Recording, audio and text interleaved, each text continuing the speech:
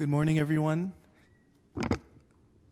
So our panel relates to the principle of common but differentiated responsibilities and respective capabilities in the light of national circumstances. And we have three speakers for us today, all very distinguished. The first will be Makane Moïse Mbengue, who is Professor of International Law at the University of Geneva and Director of the Department of International Law and International Organization. He leads the legal team advising the African Union before the International Court of Justice in the advisory proceedings on the obligation of states relating to climate change. Professor Mbengue is member of the Curatorium of the Hague Academy of International Law and a member of the Institute of International Law. He's also president of the African Society of International Law. Amongst his many distinguished positions and achievements over his career, he is notably a member of the Committee of Legal Experts of the Commission of Small Island States on Climate Change and International Law, and has acted as an expert on behalf of the International Institute for Sustainable Development. We also have Saadia Bhatty, who is a dual qualified attorney admitted to the New York bar and a French avocat admitted to the Paris bar. She's based in London and is a partner at the law firm Gide. She works in international commercial investment arbitration as well as in public international law, and she's also a member of the legal team advising the African Union before the International Court of Justice. Finally, we have Professor Waschefort. I hope that's right.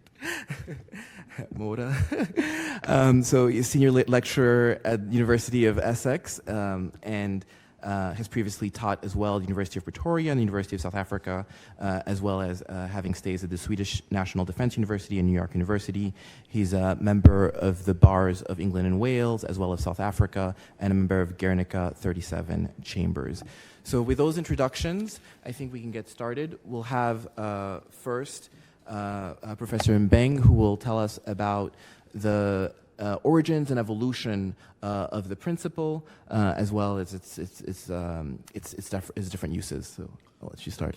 Thank you very much, Monsieur le Président. Good morning to everyone. It's really a pleasure to be here, and I thank very much the organizers for the invitation. I have to say that as an African, but also as president of the African Society of International Law, I'm very, very happy to see that even here in Harvard, there is now a new generation that is trying to push for African perspectives of international law. So as Professor Fofana said, I will address the origins and the evolution of the principle of common but differentiated responsibilities.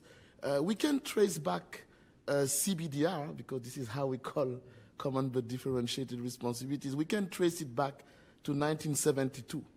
1972 was the year of the famous Stockholm Conference. The Stockholm Conference was the very first United Nations conference ever dedicated to the protection of the environment. It is considered as the birth of international environmental law.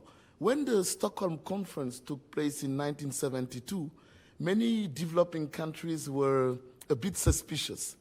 Developing countries, including African countries, were quite suspicious of this new environmental agenda that was being pushed forward by the United Nations. You remember that in the early 70s, we were still in the middle of the battle for the new international economic order, and many developing countries saw this environmental agenda as a new pretext from the developed world to put pressures on developing countries and of course including African countries.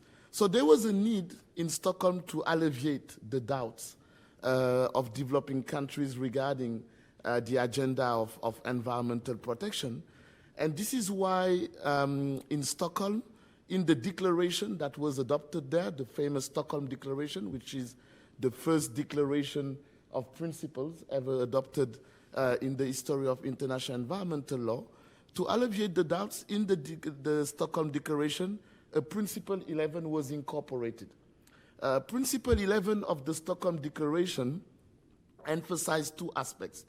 The first one was that environmental policies should enhance and not affect adversely the development potential of developing countries. So this was one aspect that was in Principle 11. And the second aspect that was emphasized in Principle 11 was a call for the international community to reach an agreement on how to deal with the national and international consequences of the application of measures of environmental protection. So these were the two aspects emphasized in Principle 11. What does it mean? It means that already in 1972, there was a consensus that the implementation or even interpretation of international environmental law should be subject to what I would call geometric variability. Geometric variability in order to take into account the special circumstances and situations of developing countries. But then, of course, Stockholm didn't go further. Stockholm didn't go further. I would say that Principle 11 was a first step, a pioneer step for geometric variability in the application of international environmental law, but Principle 11 didn't have any legal teeth, didn't really lead to the formulation of clear legal principles. So we had to wait till 1992. So 20 years after Stockholm, the United Nations organized the second UN conference ever dedicated to the environment, the famous Rio Conference on Environment and Development. And we know that Rio was basically the birth of the Sustainable Development Agenda. I always like to say that it's actually the beginning of the international law applicable to sustainable development. And the consensus in Rio was to say, we now need to go for sustainable development. So we need to have a balance between three pillars: economic development, social development, and environmental protection. And this idea of sustainable development, this idea of the balance between those three pillars, economic development, social development, and environmental protection, gave rise to a new approach to equity. In traditional international environmental law, equity was just seen as intergenerational equity. So how do we make sure that present generations satisfy their needs without compromising the needs of future generations? With the emergence of the Sustainable Development Agenda, a new approach to equity was put on the table of the international community, and that one is called intragenerational equity. Also, we have the intergenerational one, but Rio invented intragenerational equity. So intragenerational equity, meaning equity within present generation, within the same generation. And of course, the whole idea of intragenerational equity was, how do we reduce the gap? How do we reduce the gap between developed countries and developing countries, or how do we reduce the gap between the so-called global north and the so-called global south when it comes to environmental protection? And so intragenerational equity in Rio was shaped or was based on three layers. The first layer would be what I call a developmental equity, which is Principle 5. Principle 5 of the Rio Declaration that emphasize that eradication of poverty is an indispensable requirement of sustainable development. So that's the developmental equity side of intragenerational equity, Principle 5. Principle 6 of the Rio Declaration emphasizes another layer of equity, of intragenerational equity, which is the economic equity side of things, meaning the need to put in place mechanisms at the international level that would allow to take into account the special situations of developing countries and least developed countries, like African countries. So, for instance, all the financial mechanisms that you hear about today in the constellation of international environmental law are actually a result of Principle 6. the need to provide special and differential treatment to developing countries when it comes to environmental protection. And then there was a third layer in Rio, a third layer of equity, which is the legal equity. How do we bring equity in terms of legal commitments, in terms of legal rights, in terms of legal obligations? And that issue of legal equity was actually addressed by Principle 7 of the Rio Declaration. I don't know if the colleagues here are aware of the history of what happened during Rio, but Principle 7 of the Rio Declaration was maybe the most controversial principle at Rio, the principle that was subject to most tensions. Developing countries within G77 plus China came to Rio with a formulation of Principle 7 that was all about historical responsibility.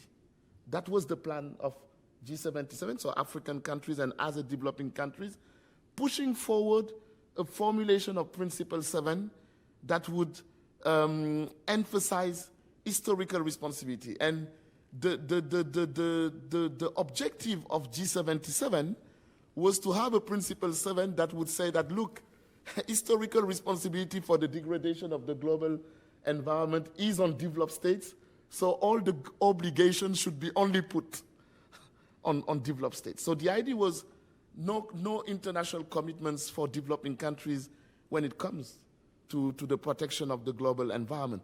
As you can imagine, developed states were not happy with this proposal from G77, and actually the country that was the most opposed to that was the US. The United States of America has threatened that it would put an end to the Rio conference if there was a principle in the Rio Declaration that would recognize historical responsibility of developed states and international commitments only on developed states. So the Principle 7 that we have in the Rio Declaration is a compromise. I'm saying that to say CBDR, because CBDR is reflected, is mentioned in Principle 7 of the Rio Declaration. CBDR is a compromise. It was never there at the beginning. It came as a compromise to recognize that, not all countries have contributed at the same level to the degradation of the global environment. And because there are different contributions, there should be common but differentiated responsibilities. So it was a compromise in the Rio Declaration to avoid the more radical perspective that G77 was putting on the table. But there is a paradox in 1992, because in 1992 we have Rio that came with a compromise approach to CBDR, which is, okay, it's about giving the lead to developed states when it comes to the protection of the global environment. That's how it was interpreted. You know that the US at the end of Rio made an interpretative declaration saying that CBDR should never be interpreted as acknowledgement by rich countries of historical responsibility, but just acknowledgement by the rich countries that they will take the lead because of their experience, technological power, financial power, that they would take the lead. But there was a paradox in 1992 because there was Principle 7 of Rio, but at the same time, in the same Rio conference, you had the UNFCCC, the United Nations Framework Convention on Climate Change, that was open to signature. The UNFCCC was open to signature in Rio. And the UNFCCC, when you look at the preamble of the United Nations Framework Convention on Climate Change, actually ties CBDR with historical responsibility. You have a paragraph of the preamble, which is, I think, the third or fourth paragraph of the preamble, that is recognizing that emissions of greenhouse gases have historically originated from the developed world, and then the consequence is that CBDR.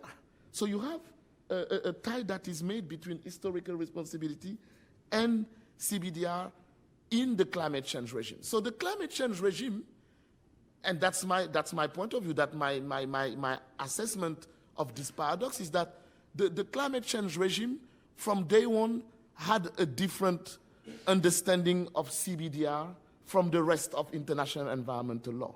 From day one, there has been the climate change regime exception to CBDR. So there's no way till today, in my view, that we can try to come with a uniform, interpretation of what is CBDR in the field of international environmental law, because the UNFCCC explicitly departed from what was in Principle 7 of the Rio Declaration. And this is what explains why for almost 20 years, from 1992 till 2015, so it's even more than 20 years if I know how to count. So for more than 20 years, the climate change regime was actually based on what we can call an extreme implementation of CBDR, because remember, you had that distinction, that legal fiction between Annex 1 parties and non-Annex 1 parties. And in the climate change regime till 2015, only Annex 1 parties, meaning developed states, OECD countries and economies in transition like Russia and Ukraine, only those states were subject to commitments to reduce emissions of greenhouse gases. Non-Annex 1, meaning us, we were not there, our names were not there, nothing to do, nothing to do. So for 20 years, that was how the climate change regime was shaped, no commitments. And I think it shows that there was always this idea that CBDR has to be tied to historical responsibility. So now, of course, since 2015, we have an evolution. We have an evolution, which is the Paris Agreement. We know that the Paris Agreement is a global, the first global agreement, because it's calling for everyone to do something. It's calling for every state under the Paris Agreement to communicate what we call an NDC, a nationally determined contribution on what it is expected to do in terms of mitigation and adaptation. But this brings me to what I want to say in conclusion, which is the evolution and what it means, in my view, from an African perspective. I think there are three aspects to consider of the evolution of CBDR in today's climate change regime. The first aspect is that CBDR has been rewritten today under the Paris Agreement. CBDR has now become CBDR, in light of different national circumstances. It's CBDR in light of different national circumstances. What does it mean? It means that today, under the current climate change regime, we went from a CBDR that was economic-based to a CBDR that is climate-based. CBDR economic-based was 1992, that, if you are a developing country, you would benefit from CBDR, period. So we would put everyone in the same basket. Today's CBDR, in light of different national circumstances, is not about being a developing country. It's about what is your contribution, what are your national circumstances in terms of emissions of greenhouse gases. So if you are a developing country that is emitting a lot, like China, like Brazil, like Mexico, you cannot benefit from the same CBDR than some other countries that do not have the same national circumstances. I'm saying that to say that we Africans, we need to insist on that. We need to insist that our national circumstances are unique. There should be an African exception to CBDR, an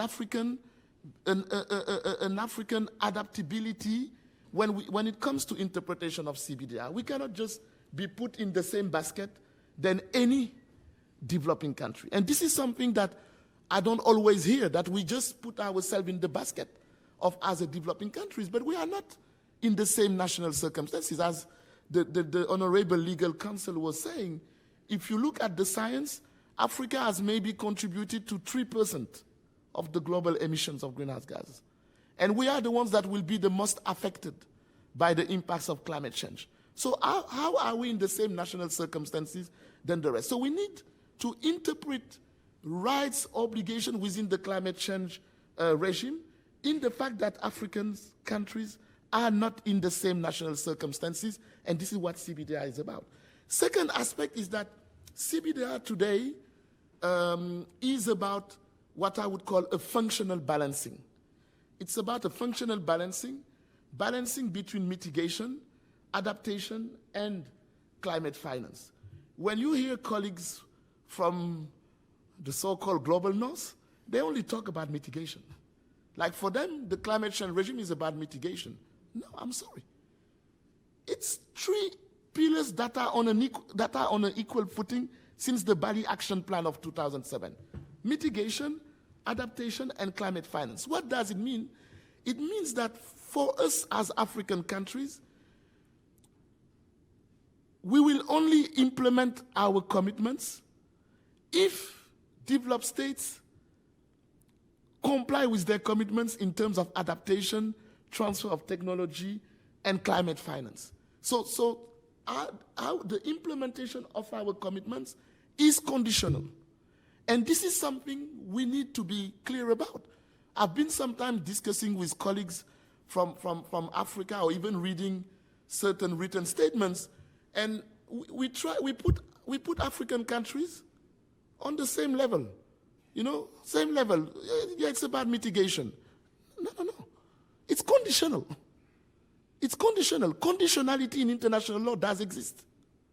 It does exist. Conditionality in the implementation or compliance with commitments is international law. It's not violation of international law. So we need to have a discourse that is all about how commitments from Africa when it comes to mitigation, in particular phasing out fossil fuels, would depend on developed states complying first with their commitments in terms of adaptation and climate finance.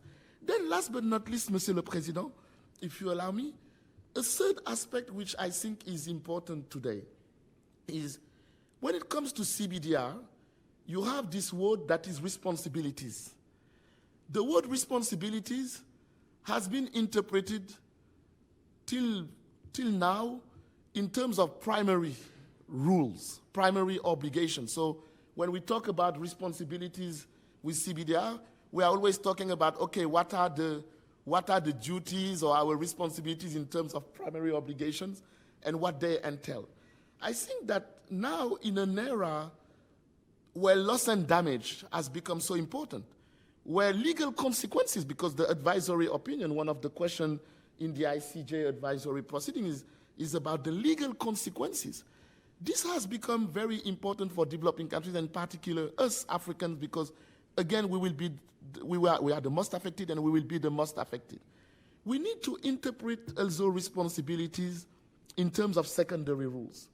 So we need to apply CBDR in the field of the law of state responsibility. Let's not limit CBDR just in terms of primary rules and what we are supposed to do. No. What CBDR means when it comes to reparations. What does it mean? It means having a different menu of reparations. A menu of reparation or reparations a la carte that are adapted to, the specific impacts that some countries are facing, in particular African countries. And for instance, debt cancellation, I've been talking with colleagues in Europe, they say, no, but this is not international law. I tell them it is international law. Reparation for Africa in a CBDR manner means debt cancellation. So let's defend, and I know that my dear friend, colleague Gus will come to that, and Saadia too. We need to have an African strategy, on how we litigate CBDR. But we need also, as African countries, to be very clear on the fact that this is a principle that permeates, a legal principle that permeates the whole climate change regime, and not just a political slogan. Thank you very much.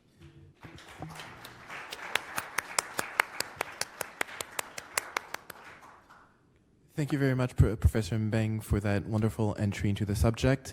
I believe we have Saadia Bhatty on Zoom. Yes, can you hear me? Yes, we hear you. So, as I said, Ms. Bhatty is a member of the legal team advising the African Union, and she'll speak more about how the African Union, African states are using the CPDR principle. Please go ahead. Thank you. Thank you very much. First, I just wanted to check. Can you see my screen? Yes, we can. Okay, perfect. Thank you. So I'm projecting some slides. Hopefully, you can see them properly. Well, first of all, thank you very much for the warm introduction and for the invitation to join this discussion, which is a topic that is very dear to my heart. I do have to make some disclaimers though, as I'm a lawyer. I'm speaking in my private capacity and not as a Gide, and I'm not also speaking, of course, I'm going to be exposing the African Union position as being member of their team, but I'm not taking any strict position with respect to that. So my role today is to build upon the brilliant introduction that Professor Mbengue just gave you on CPDR, and to put that in perspective in the current ICJ proceedings that he has just mentioned, which are related to states' obligation concerning climate change. So I'm going to make 3 quick points because I know my time is limited.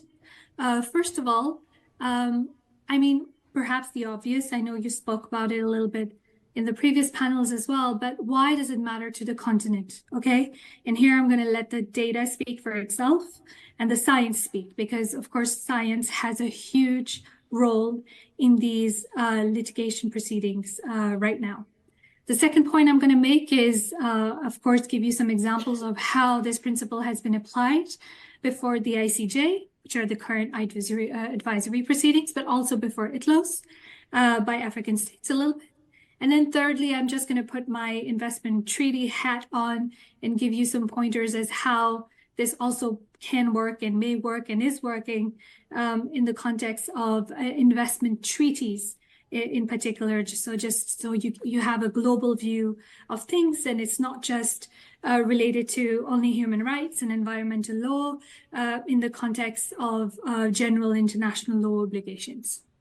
So why does it matter to the continent? I mean, again, like I said, it's very obvious to a lot of us here today, but I just really think that it's important to put some stats out there. Like Professor Mbengue has mentioned, and I think this is the very first point that we have to make, is that Africa is responsible for only 3% of consumption-based and 4% of production-based CO2 emissions. I mean, this chart is pretty telling. Don't get too complicated with all the details here, but you can see the difference between the population of Africa and how much they're contributing as opposed to other nations, from either Asia or Europe. I mean, the gap is significant, okay? I think it is undisputed by the science that human activities through emissions of greenhouse gases from fossil fuels and industrial processes are the primary cause of warming of the atmosphere, of the ocean and land. And that's why it's really important to say that those, who is most responsible for those greenhouse gas emissions. And this is from a report from the IPCC. This is science, it's objective evidence. I think it's really hard to dispute this. Africa has also the lowest per capita greenhouse gas emissions, as you can see from this chart. And this, again, maps out a comparison with other states. And I think it's also very relevant to the discussion of CBDR today. That's the second point. Now, despite this, because even though they have been historically contributing amongst the least to the current climate change, they are disproportionately more vulnerable to its impacts. And here again, it's a little chart here to show you that many regions like North Africa, West Africa, and Southwestern Africa have warmed, at between 0.2 and 0.5 degrees per decade. I mean, it's really significant, the impact that you can see today on the African continent. Partly, there's multiple reasons for that, of course, but you can see that many African states that, here putting it again, are extremely vulnerable to climate change, with a 15-fold higher observed average mortality from floods, droughts, and storms. So this is also, I think, something that is key to keep in mind, because Africans are disproportionately employed in sectors exposed to climate change and have high levels of reliance on climate-sensitive livelihoods. That is one of the explanations, because there's a lot of informal employment accounts for around 86% of total employment in Africa. Agricultural work comprises of more than 50% of the employment. So you can see these negative impacts and loss and damage from human-caused climate change to important sectors for human health, the environment, including loss of biodiversity, reduced food production, water shortages, and the list is, going on. Another point that I wanted to make, because I could, speak about this for hours, is that Africa actually is also home to only 10% of ground-based weather observation networks essential for analysis of climate trends. Why am I flagging this? I'm saying this, that despite all the data that I gave you on the continent today, Africa is in need of finance and data. There's actually not enough research that has been done to be able to have some granular explanation and to explain the diversity within the continent, of course, that Professor Mbengue has mentioned and should be taken account, on what the impact of climate change today is on the continent. And this data limitation negatively affects the scientific assessment of changes in physical climate hazards, especially precipitation trends and drought. So it's really important, I think, to mention that as well, because as I mentioned, the science and the data is going to play an active role in these proceedings today. Now, before I delve into the second point, which is how is this applied in the advisory proceedings today, I also wanted to make another point, which is another scientific point, which is that the current adaptation finance that is provided by developed countries to African countries today is insufficient to meet the adaptation needs. It's not just me saying this. This has been documented and explained by scientific experts. And why is that? There are multiple reasons for it. I mean, there's data around that shows that in 2022, and Professor Mbengue mentioned the debt is part of this equation here, the total external debt servicing for public and publicly guaranteed debt for 44 of African countries was $67 billion, which far exceeds the levels of annual finance flows for climate change adaptation to Africa. In fact, what experts are saying is there are billions of US dollars below than even the lowest adaptation cost estimates for near-term climate change. So what it means technically is you need substantial increase in grants and other non-debt public finance from developed countries to developing countries in Africa. It's completely necessary to support the adaptation of the most vulnerable to increasing negative and loss and damage from climate change. Why am I emphasizing so much on these numbers? It's because this is all factual, this is all scientific. Now, how are we using all of this before the advisory proceedings today? Just to give you a little bit of context, I'm sure all of you are familiar, but just to point it out again, here are the questions that were posed to the International Court of Justice, on which state members didn't have to, but could submit written submissions actually last week. So you can see here that the first questions here is, what are the obligation of states under international law to ensure the protection of climate system and other parts of the environment from anthropogenic emissions of greenhouse gases for states and for present and future generations.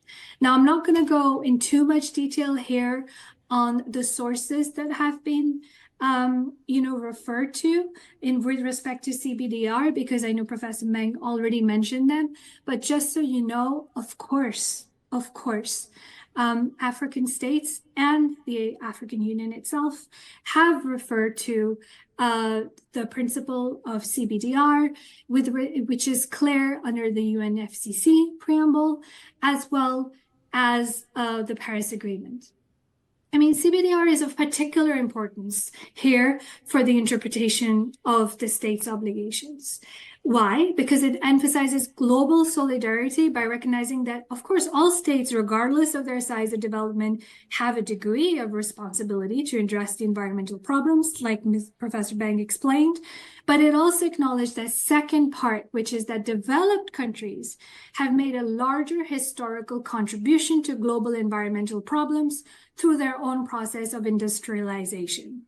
Okay? And that I refer back to all the data that I just showed you. Okay, so states are under a duty to allocate that burden of greenhouse gas emissions reduction equitably. I can refer to the text if you want of the UNFCCC. I will refer to the preamble actually of the UNFCCC, which mentions clearly that the largest share, and here I'm quoting, of historical and current global emissions of greenhouse gases has originated in developed countries, that per capita emissions in developing countries are still relatively low, and that this share of global emissions originating in developing countries will grow to meet their social and development needs. And paragraph 6 continues with an actual reference to the CBDR principle. The second question is, again, what are the legal, and again, Professor Mbengue mentioned it, what are the legal consequences under these obligations for states where they, by their acts and omission, have caused significant harm to the climate system and other parts of the environment with respect to the states, including small island developing states that you can see here, and also peoples and individuals of the present and future generation affected by the adverse effects of climate change. I'll come back to that second question, which is very, very important in a minute. I just wanted to give you an overview of the African states that have filed a submission before the ICJ. Oh, sorry, I'm skipping ahead here. This is the IDLOS advisory proceedings. But so far, there are about like 10 or so African states that have made submissions in addition to the African Union. Now, in addition to the UNFCCC that I mentioned, of course, the Paris Agreement itself mentions clearly that there's this asymmetrical allocation of burden of emission reductions that should be required between developed and developing states. Saadia, if you could yes? if you could just conclude in the next 2 minutes or so. Sorry. Yeah. Of course, no problem. Of course, I'm checking the time as well, so no problem. With respect to the second question that I mentioned, which I said was very important, and then I'll conclude about the legal consequences. Here you can see that the question is framed as, what are the legal consequences? Sorry. There we go. Under this obligation for states where by their acts and omissions have caused significant harm to the climate system. And here, as Professor Mbengue mentioned, of course, this is really important because we can all agree that the states that have caused significant harm to the climate system are not those of the African continent. They have not caused significant harm to the climate system per the data that I showed earlier. So they should not be considered to have breached any obligation in that respect. Okay, they're actually the victim of the climate change, and the greenhouse emissions here, and they fall under this category of peoples and individuals of the present and future generation affected by the adverse effects of climate change. Now, just to conclude, I mean, here you can see that in IDLOS, the arguments that were put forward by the African states and African Union. Here you have the party that have contributed the written statements. Just so you guys know, you can go on the website of IDLOS, and all written statements are on there, so you can consult them in detail. But here I have given you some examples of course, the provisions that I have mentioned today from the UNFCCC and the Paris Agreement, all the relevant articles, and the position of the African Union, which basically is, to sum up, is that UNCLOS, of course, should also be interpreted in light of the Paris Agreement and the UNFCCC and the CBDR principle. Which is really important. And the consequences is such that, of course, developed countries have a much higher responsibility than developing countries in this.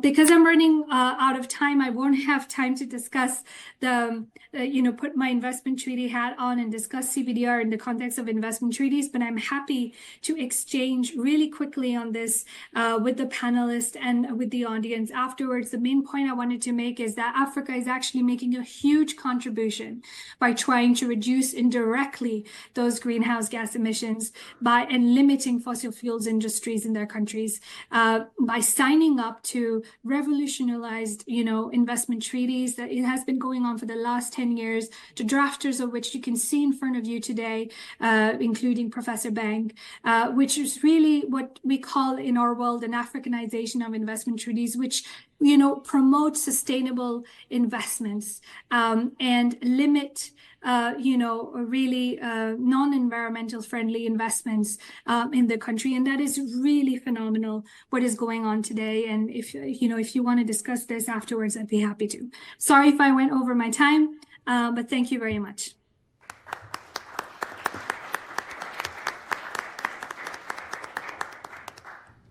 And last but not least, we have Professor Waschefort, who's going to talk to us about how the ICJ can engage with the principle of CBDR, given that it doesn't actually appear in the operative clause of the question by the General Assembly. Thank you. Thank you very much. I'll try to stay within the 10 minutes because I'm really keen on the discussion afterwards as well. I associate myself very much with what was said in the first panel regarding African contributions to the development and shaping of international law. But we should also be aware that there is a counterbalancing narrative, and that's been expressed by Martikos Kniemi in the following terms. He said that European stories, myths, and metaphors continue to set the conditions for understanding international law's past, as it does for outlining its futures. Now, the principle of CBDR is one that can just as easily contribute to equity within international law for African states as it can be co-opted by, for example, Western states to serve ulterior purposes. And that's something that we have to be acutely aware of. And of course, the way in which this can be addressed from the perspective, a pro-African perspective of engagement with international law, is in the advisory proceedings what is put before the court. And that's relatively a sum up of what I want to speak about, is what can be put before the court and how this process will take place, or has taken place already. Now, the first point here is the framing of the question. So when we speak about advisory proceedings in international Court of Justice terms, there's a lot of discussion always about how the framing of the initial question shapes ultimately what the court has to work with. And obviously Kosovo is this very infamous example of how this can play out. Yet I find it interesting that we don't really look at this sort of nitty-gritty of the framing of the question in the climate advisory opinion that often. I think one of the reasons for that is the breadth of the issue, right? And if one thinks about it, that's the critical challenge for the court as well. It's going to be striking the right balance between breadth and depth, and not doing so will sacrifice the one in favor of the other. And in that context, it's going to be fascinating how the court engages with interpretive principles such as systemic integration to really determine how broad this net needs to be cast in taking into account other principles of international law in framing the climate regime. And that's where the lack of inclusion of CBDR in the framing of the question itself, to me, is interesting and I think important. We find that the question has really two components. In the chapeau of the question, there's reference made to a range of different treaties that belong to various sub-regimes of international law. But there's also reference to principles of international law, CBDR being not one of them. And then another layer to the way the question is framed is that it does embrace sort of undercurrents of narrative as well. And certainly the plight of small island states is one of the narratives that's very directly embraced in the framing of the question. Now, when these questions are framed, it's through a multilateral process.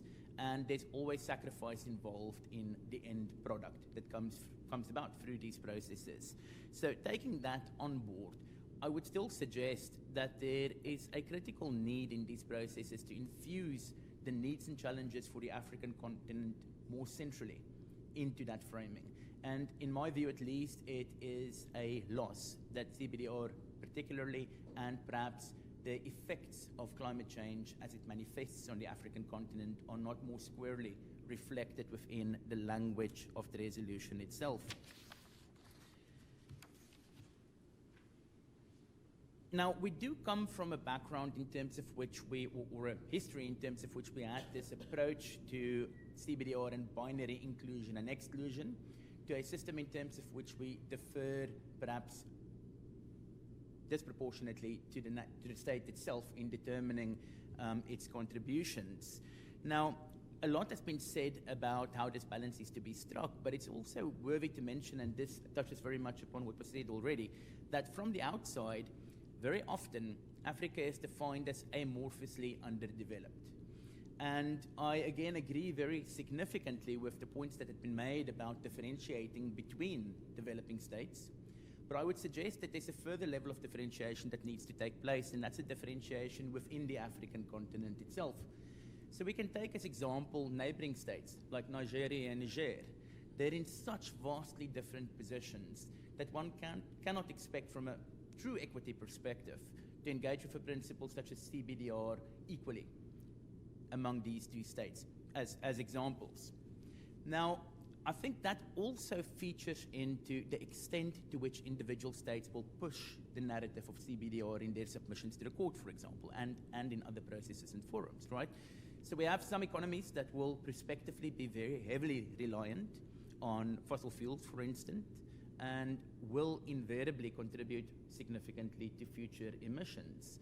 And it is likely, and I would say anecdotally it is so, that these states are less inclined to push the narrative of CBDR when compared to other states. And I think we have to think very carefully about how we engage with that process, both within the context of submissions made to the court, but also perhaps more at the theoretical level in how we unpack the principle itself. Now, I don't, as I said, want to take too much time, but there is a last point that I do want to touch upon, and that's this point about narrative. And again, I think it's underexplored, and unfortunately, I think that the African reality of climate change is one that doesn't influence the debate often enough. This event being the exception. I have, in the past several months, attended many events focused on the ICJ proceedings specifically, some on the Idriss proceedings, and more generally on climate and international law, and some of the people in the room were present at some of those events as well. This is the first one that not only has a focus on Africa, but in which Africa has been mentioned in any meaningful way. So the plight of small island states is vital and important, and I don't want to diminish that at all. But it is equally important that African states, African role players, proactively come to the table to put front and center the concerns of the African continent also. And what's interesting to me is that we speak very often of the existential threat that climate change poses. And there's a subtle distinction between an existential threat and a threat that claims thousands of lives on an annual basis on one continent. That's the day-to-day reality, right? So we have to contend with this tension, and it is the responsibility of African role players, and I say that in the broad sense, going all the way from state actors to non-state actors and individuals, to ensure that these discussions are infused in the proceedings, in the ICJ context themselves, but in the debate more generally also. And I think it's this notion of influencing the debate and agenda setting within the debate where there's a real acute need for greater engagement. Now, ultimately, the ICJ is a court. And like any court, the quality of what it says depends very significantly on what is put before it. And we've spoken quite extensively about the lack of engagement with the ICJ in the past, certainly in advisory proceedings, and Professor Jallo spoke about the 11 states that has made written submissions here. And this is the last point I want to touch on, because I know I'm at the 10-minute mark, although I would have liked to say much more on this. There is a remaining entry point to engage with the proceedings at this level, but also to note that the ICJ proceedings is not the be-all and end-all on this debate. The agenda is not closed after these proceedings have concluded. It's a vital moment and it's a critical moment in this process. But this wave of African engagement is something that can gain greater momentum. And I think what we need to be more systemic about the approach that this is to be facilitated. So I asked a question to the previous panel about what are we doing wrong in not influencing advisory proceedings more significantly from the African perspective. I think the reality is that we actually need to understand that question and answer better than we do at this stage, because it's only when we do that that we can, in a meaningful way and more systematically, begin to influence that debate. So in a way, it engages with a more macro level issue in international legal processes. But of course, with climate being such a central challenge to us at this moment, that's a space in which it really needs to take place. I believe I'm virtually at 10 minutes, so I'll leave it there for now, but I hope we can pick up some points in discussion further.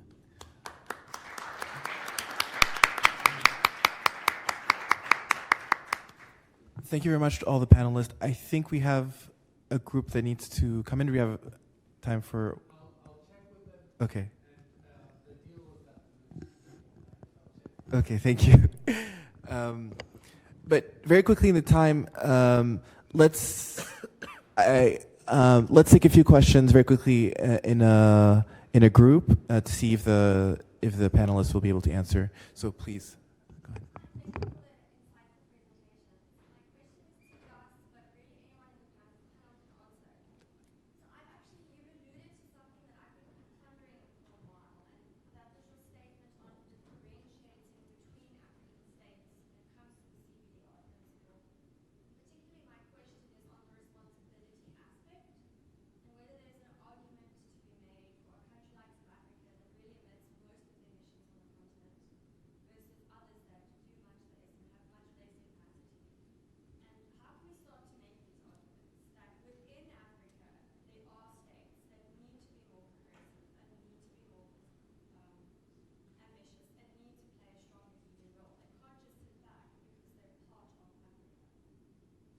Thank you. We had one back, and all the way on the back, please.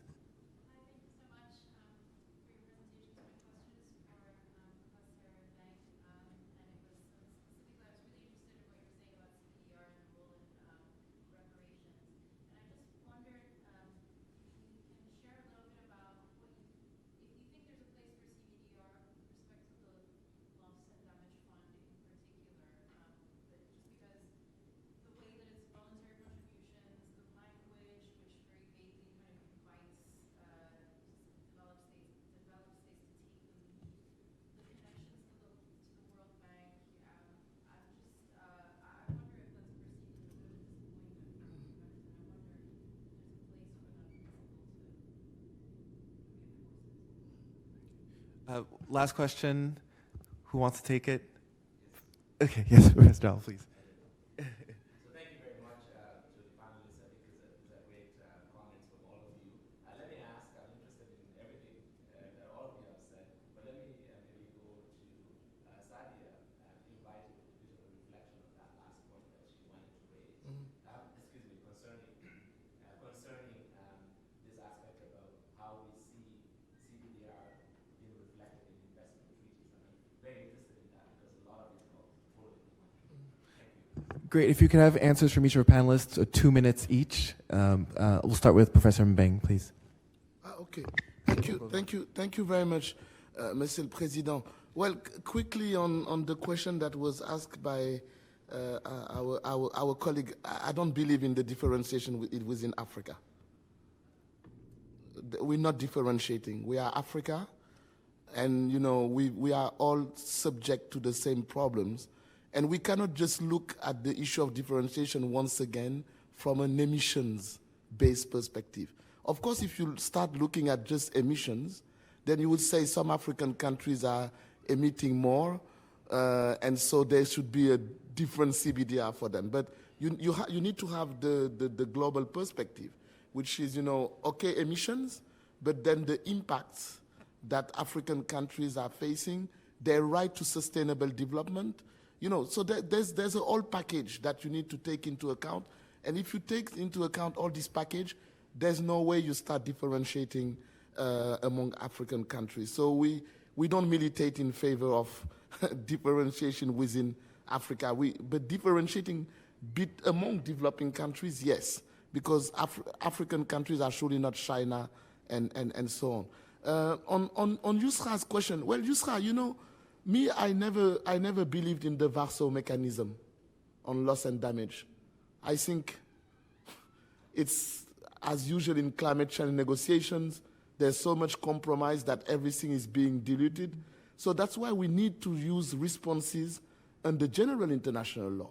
Loss and damage doesn't have to be limited to the Warsaw mechanism. We have mechanism under the law of state responsibility, and that's why we are having now these advisory proceedings where we can go and seek much more in terms of loss and damage. So let's forget about that Warsaw mechanism that is useless.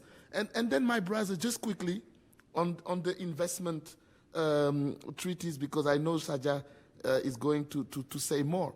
But for me, the investment treaties is a good example of why I was saying that we as African countries, we need to stand all the time behind CBDR.